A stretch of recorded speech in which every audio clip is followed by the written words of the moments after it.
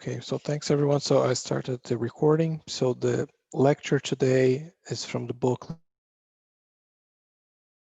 Live in Spring, chapter 166, titled Let Us Follow Him. And the passage is, let us follow him. Whoever follows me will not walk in darkness. Jesus, John 8:12. There are those who wonder at Christ's glory, but pure and simple wonder may turn into useless ecstasy. There are those who believe in the Lord's promises. However, this belief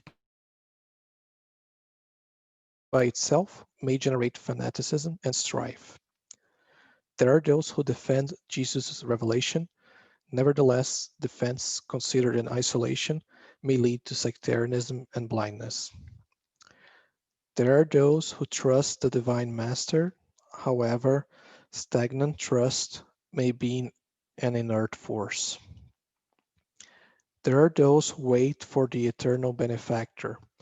Nevertheless, expectancy without work may be useless anxiety. There are those who praise the Savior. Praise by itself, however, may become unproductive adoration. The word of the heavenly messenger is clear and incisive. Whoever follows me will not walk in darkness.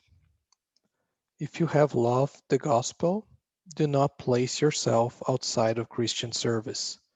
Seek the Lord, following his footsteps. This is the only way we will be with Christ, receiving his magnificent light. So, for what does, so I was thinking about this message and trying to understand what does follow him means in the context that was shared. What does Emmanuel wants to say with us when he says what does for us to follow him, right? What does Jesus means by that? And the examples described in here, they talk about glorifying Jesus, or being all in awe of his glory, and being waiting for him, right? Be waiting for him to come, or being just trusting in him, but not taking any actions, right? So they give several examples in the text that talk about ways where we could be trusting, waiting, praising, being in awe of the glory of Jesus, but being stagnant in a way and inert after those actions, right? And it calls us back to follow in true Christian service, so that we may follow in his steps and be in his light. So I believe that Emmanuel invites us to think about this action and realize that his message is not one of idle adoration, and that path would not lead us to salvation. That we should strive to understand his teachings, thank him for his sacrifice, and trust and have faith in his message,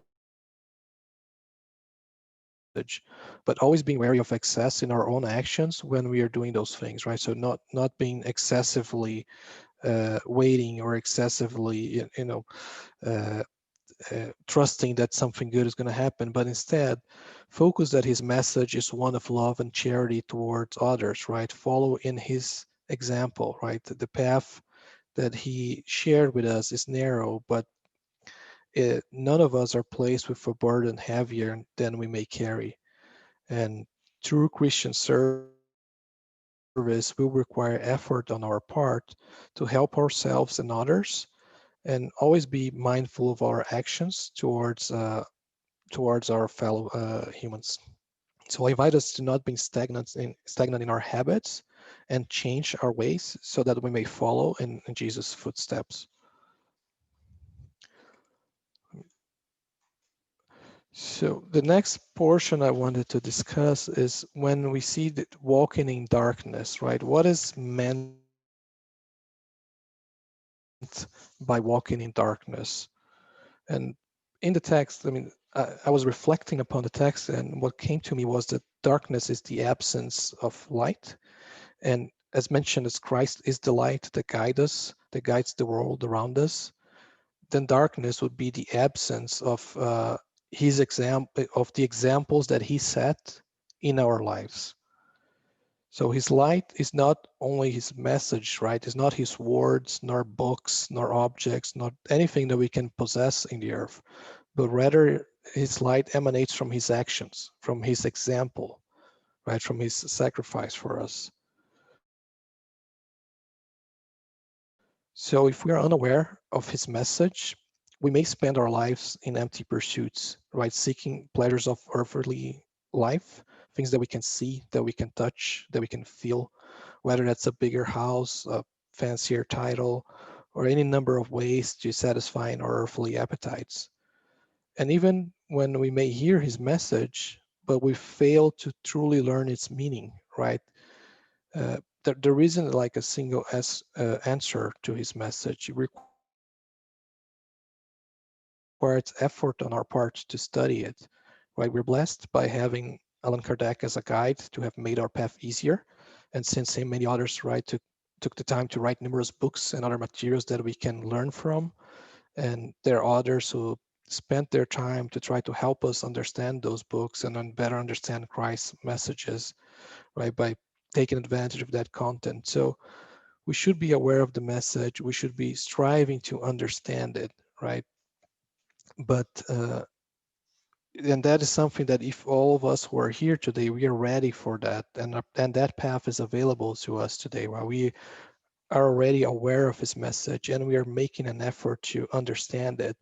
But just knowing his message and understanding it, its meaning is important, but those things without actions are not able to generate results, right? We could spend a lifetime studying Jesus' message and not produce a single ray of light with all the knowledge we have accumulated. And in death, as in life, our spirits seek those that think and act as we do. So in failing to hear his message, we'll be amongst others in the same situation.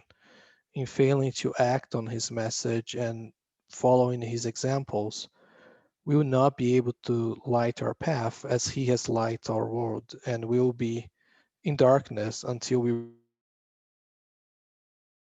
realize our mistakes. So those are the things that came to me when I thought about what would walking in darkness mean. So whether it's in this world or whether it's after our physical life end, those are the thoughts that came to me from this message.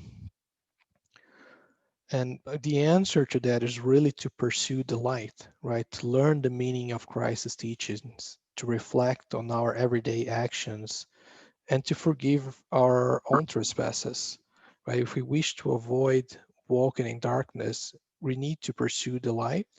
We need to learn to educate ourselves about Christ's teachings. And I believe that is the blessing of Spiritism, which came to help us expand our knowledge and understanding of Christ's words and teachings. We should reflect about our everyday actions, how we are treating our immediate family members, how we are reacting when things don't go according to our plans, how we are using our own time, our own knowledge, our own financial assets, right? And recognize what we are doing well and when we are making mistakes. And we should be understanding towards ourselves, right? Be charitable towards ourselves, forgive ourselves. If in our reflection we realize that we are incurring in mistakes, and even if we are repeating those mistakes, we should always be mindful of the lesson to forgive 70 times 7, right? And that also applies to us forgiving our own mistakes and forgiving ourselves. And upon understanding the meaning of these words and and how we should live by them, right? I believe that starting by loving ourselves, it will be really a good starting point in this path to pursue the light. And when we do love someone, we show great tolerance for that person's faults, no matter how big or how often that person is at fault. We still want the best for that person. We want to understand that person. We want to help that person and be in that person's company. And that is the action I believe we should take when we look at loving ourselves, right? Forgive our actions no matter how often, no matter how many times we fail on the same mistakes. Here, go back to the Lord's message and recognize that we should forgive on our faults and seek to change. And as we seek this change, Christ is really the light that will guide our path. In order to seek Him, we should follow in His teachings, knowing our own faults and accepting them so we may change. And every day presents a new opportunity for us to rectify our previous transgressions and do things differently. Emmanuel, describing Christ's message, tells us that we don't need to be heroes, saints, or work miracles, right? Our fight is in the common activities in our daily life. The answer is not complicated, right? The examples we need to do not require us to do something we're not capable of doing.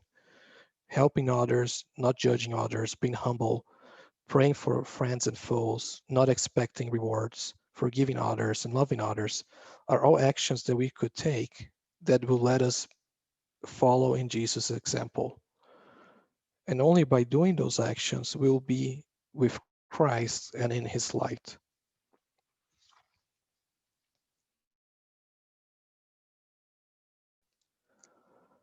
At this time, I would like us to spend some time to receive our virtual blessing. Let me start recording for a second and stop recording and start the music.